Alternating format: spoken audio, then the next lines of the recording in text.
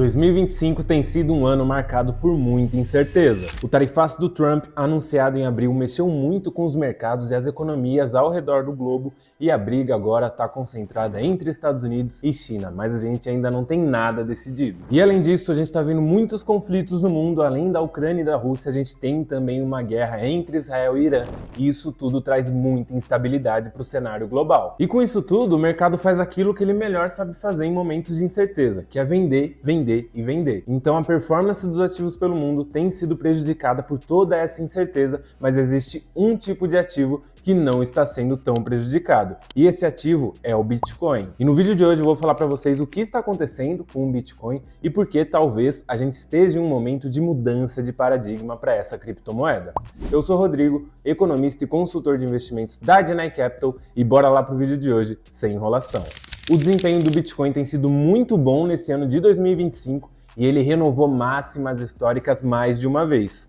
Então eu trouxe aqui esse gráfico para vocês que a gente consegue ver o desempenho do Bitcoin nesse ano. Na data de gravação desse vídeo, ele estava ali ao redor de 104, 105 mil dólares, mas chegou a bater 112 mil dólares, renovando essa máxima histórica algumas semanas atrás. E quando a gente olha o desempenho comparativo do Bitcoin com outros ativos, a gente consegue enxergar melhor por que ele está performando diferente. Então aqui a gente tem 4 índices americanos de ações e o Bitcoin. O que mais caiu nesse ano é o Russell 2000, que caiu 5,3%, e ele representa ali as ações de pequeno valor de mercado dos Estados Unidos, as small caps de certa forma. Depois a gente tem o índice Nasdaq subindo 1,4%, o S&P 500, as 500 maiores empresas dos Estados Unidos, subindo 1,9%, o Dow Jones, que é o índice das 30 maiores empresas industriais lá dos Estados Unidos, está com uma pequena queda de 0,5%.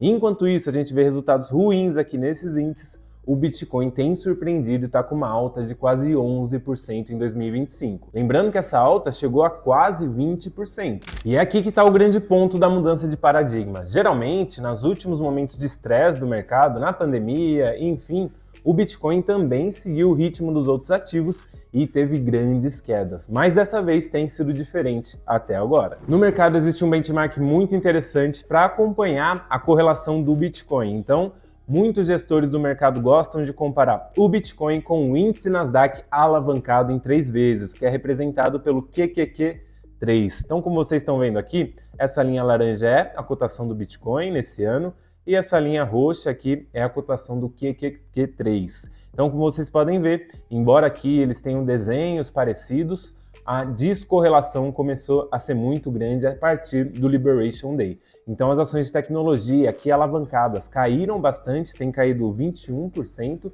enquanto o Bitcoin está com uma alta de mais de 10% no mesmo período. E aqui é interessante notar que no passado existia uma grande correlação entre esses dois tipos de ativo, mas agora parece que as coisas estão mudando e por isso que eu falei dessa mudança de paradigma. Parece que o Bitcoin está deixando de ser um ativo tão volátil para se tornar de fato o ouro digital, uma reserva de valor. E além de não acompanhar esse movimento de queda do seu benchmark até então, o Bitcoin também renovou a máxima histórica nesse ano em 112 mil dólares, e além disso, tem muita gente no mercado falando que esse não foi o pico, que o Bitcoin agora está só fazendo uma pequena correção e logo mais ele vai estourar novamente. Mas eu quero saber de você aí, amigão. Você acha que o Bitcoin vai passar dos 112 mil dólares nesse ano ainda? Me conta aqui nos comentários. E agora vamos para um ponto muito interessante da tese que eu quis trazer para vocês hoje, a questão da volatilidade do Bitcoin. Então, como vocês sabem, o Bitcoin sempre foi visto como um ativo volátil, ele é de fato volátil, principalmente lá no começo, quando ele teve altas estratosféricas e quedas também da mesma magnitude, mas nesse ano aqui a gente vê que a volatilidade do Bitcoin ela está bem baixa, está aqui ao redor de 1,36. Isso aqui é muito interessante porque a volatilidade do ouro está muito perto disso, está ao redor ali de 1,15, 1,2 nesse ano de 2025, o que leva a gente a crer que o Bitcoin pode estar de fato numa mudança de paradigma. E para vocês terem uma ideia do histórico de como a volatilidade está diminuindo, eu trouxe esse gráfico aqui desde o início das negociações do Bitcoin. Então, como vocês podem ver aqui, lá no começo a volatilidade era de 14, 15, nos melhores momentos chegava ali no 2, no 1, mas ela sempre muito alta. Conforme o tempo foi passando, e vocês estão acompanhando aqui, a volatilidade foi caindo. Então agora ela está aqui ó, com muito pouca volatilidade. o que mostra que a gente pode estar perto, mais uma vez, de uma mudança de paradigma do Bitcoin. E como a gente sabe que o ouro é uma reserva de valor que se provou no tempo, é algo milenar, é muito interessante comparar o Bitcoin com ele. Então aqui a gente vê a volatilidade tanto do Bitcoin quanto do ouro. O Bitcoin está aqui em vermelho e o ouro em amarelo.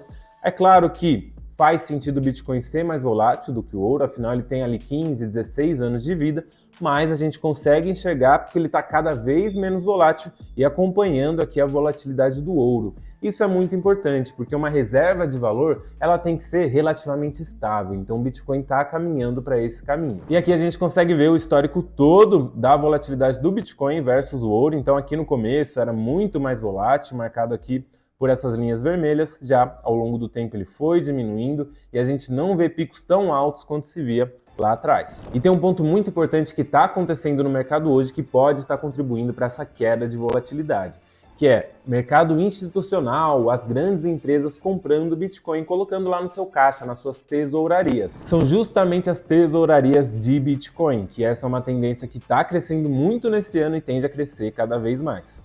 Então, a gente tem hoje cerca de 1,1 milhão de bitcoins nas mãos das empresas. Essa aqui é uma alta de 38% frente a janeiro desse ano. Além disso, 143 empresas possuem Bitcoin atualmente, 40 a mais do que em janeiro desse ano. E a gente vê um crescimento acelerado dessa estratégia. Então, valores mais do que dobraram e as empresas mais que triplicaram em 12 meses. Então, a gente tem grandes empresas como a Strategy, que meio que começou esse movimento a comprar muito Bitcoin e colocar na sua tesouraria. E aqui no Brasil, mais recentemente, a gente viu a Melius anunciando que ia comprar parte do caixa em Bitcoin e depois anunciou quase que ia comprar todo o caixa em Bitcoins. E esse parece ser um movimento que não vai ter mais volta e que naturalmente vai diminuir a volatilidade do Bitcoin, porque essas empresas tendem a não vender esse ativo ao longo do tempo. E com isso, o Bitcoin passa a ser visto cada vez mais como uma reserva de valor. E quando eu falo reserva de valor, a gente tem que pensar em 4 principais pontos. O primeiro é a escassez. Então, assim como o ouro, que a gente sabe que tem minas a serem exploradas,